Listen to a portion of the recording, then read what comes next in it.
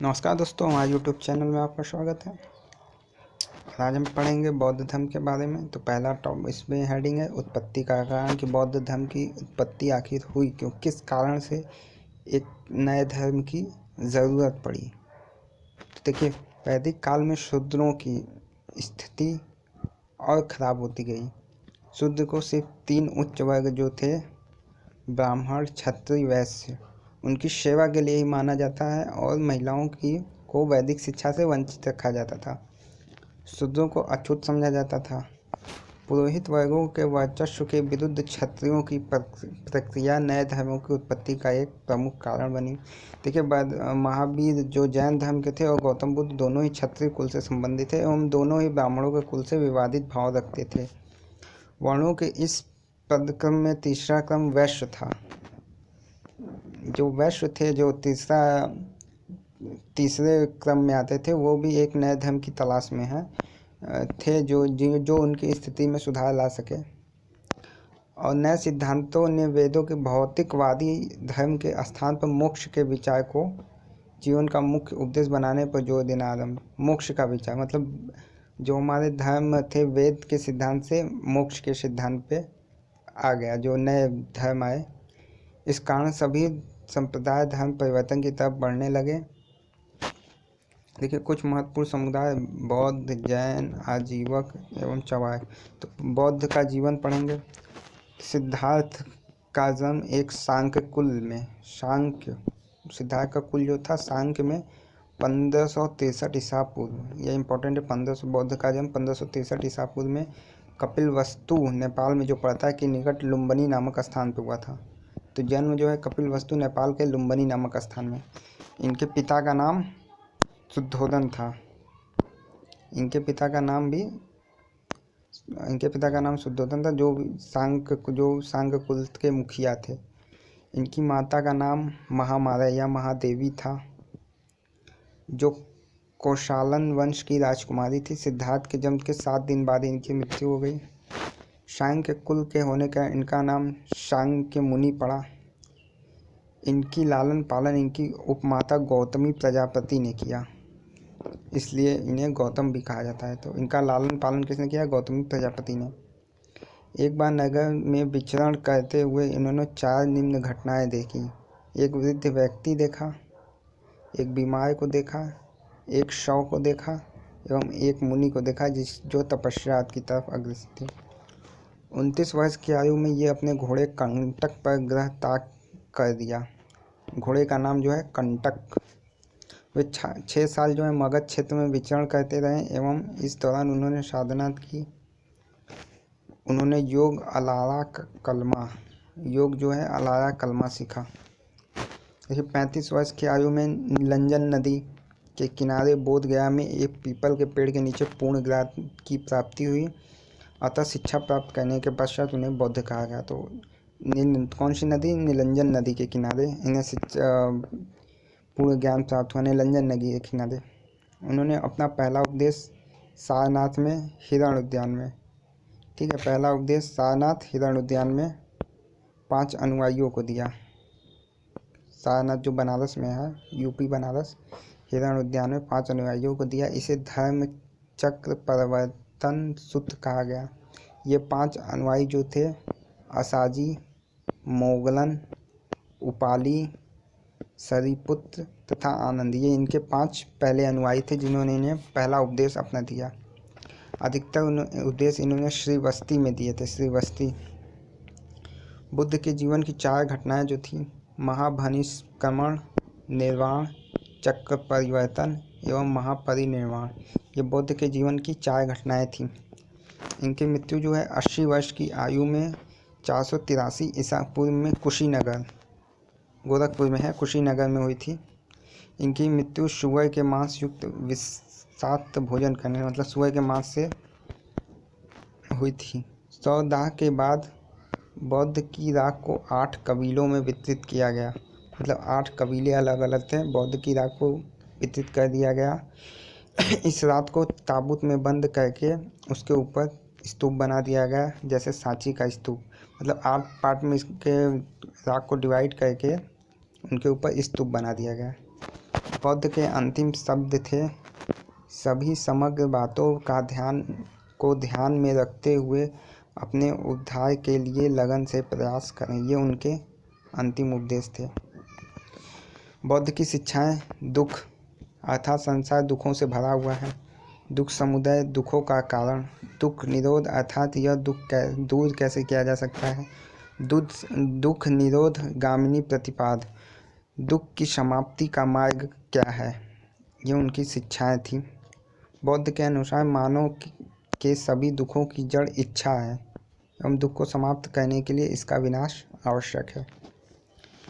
देखिए, ये अष्टांगिक मार्ग हैं। सम्यक वचन, सम्यक कर्मान, सम्यक आजीव, सम्यक व्यायाम, सम्यक स्मृति, सम्यक समाधि, सम्यक संकल्प और सम्यक दृष्टि। ये उनके अष्टांगिक मार्ग हैं बौद्ध के।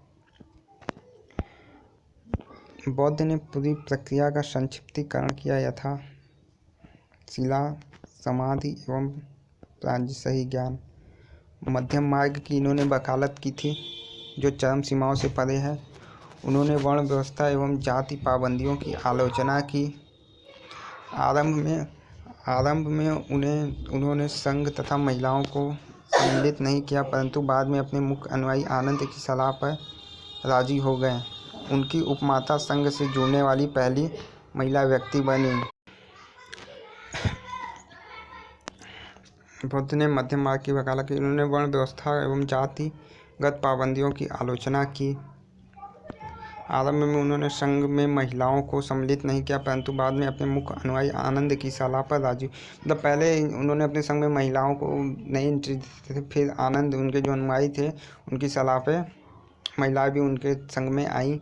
उनकी उपमाता जो थी संघ में जुड़ने वाली पहली महिला थी। बौद्ध के अनुयायी दो भागों में विभक्त थे, यथा उपासक तथा भिक्षु। बौद्ध नास्तिक थे। बौद्ध धर्म की 3 प्रतिज्ञाएं यथा बौद्ध धर्म संघ।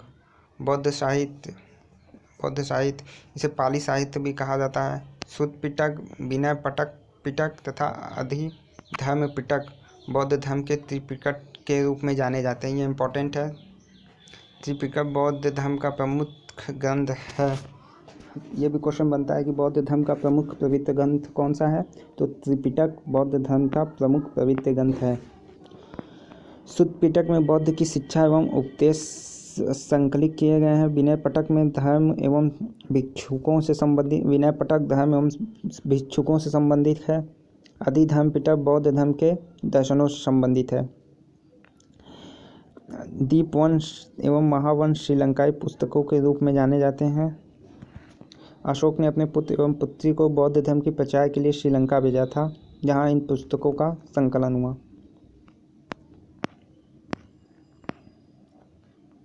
बौद्ध चरित्र अश्वघोष द्वारा लिखी गई संस्कृत भाषा में बौद्ध चरित्र क्या है, अगर सवाल आए। बौद्ध चरित्र अश्वघोष द्वारा लिखी गई संस्कृत भाषा में बौद्ध की जीवनी है। देखिए, अब बौद्ध धर्म की संप्रदाय 3 संप्रदाय हीनयान, महायान, वज्रयान। हीनयान रूढ़िवादी समूह था। बौद्ध की शिक्षाओं का सख्ती से पालन करता था। ये लोग चिन्हों द्वारा पूजा क्रिया करते थे। मूर्ति पूजा की आज्ञा नहीं थी। यह संप्रदाय मगध, श्रीलंका, बर्मा में प्रसिद्ध थे। ठीक। आइए महायान। यह एक व्यापक दृष्टिकोण वाला संप्रदाय था। यह बौद्ध की शिक्षा की आत्मा का अनुसरण करता था। यह समुदाय समूह मोक्ष पर बल देता था। ये लोग मूर्ति पूजा द्वारा बौद्ध की पूजा, इसमें मूर्ति पूजा थी जिसमें बौद्ध की पूजा करने लगे।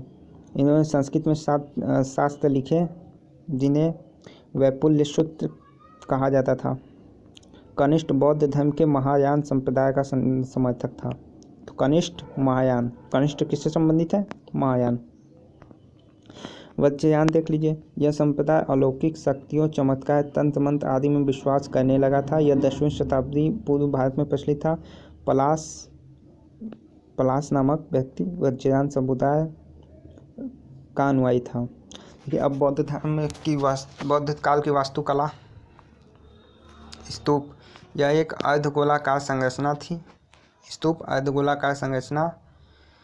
सर्व महत्वपूर्ण स्तूप सम्राट अशोक का सांची उत्तर प्रदेश में बनवाया गया। चैत्य, ये गुफाओं में बनाए गए बौद्ध मंदिर थे। उदाहरण काली की गुफा ना। चैत्य क्या थे, गुफा में बनाए गए बौद्ध मंदिर। बिहार, ये इमारतें साधुओं एवं भिक्षुओं के आवास के लिए बनाई जाती थी। पहला बिहार कुमारगुप्त द्वारा नालंदा में बनाया बिहार जो है साधुओं एवं भिक्षुओं के आवास के लिए बनाई जाती थी, और पहला जो बिहार है कुमारगुप्त द्वारा नालंदा में बनाया गया, जिसे नालंदा महावीर कहा गया। बौद्ध संगतियाँ काफ़ी इम्पोर्टेंट है। ये वर्ष, शासक, अध्यक्ष। देखिए प्रथम जो है 483 ईसा पूर्व राजगृह में अज्ञात शत्रु थे, इसके अध्यक्ष थे। ठीक है। विनय पिटक एवं सूत पिटक का संकलन किया गया। द्वितीय 383 ईसा पूर्व कालाशोक बौद्ध धर्म के अनुयायी स्थलवेद एवं महासंघ में विभाजित हो गए, 2 खंड में विभाजित हो गए अनुयायी।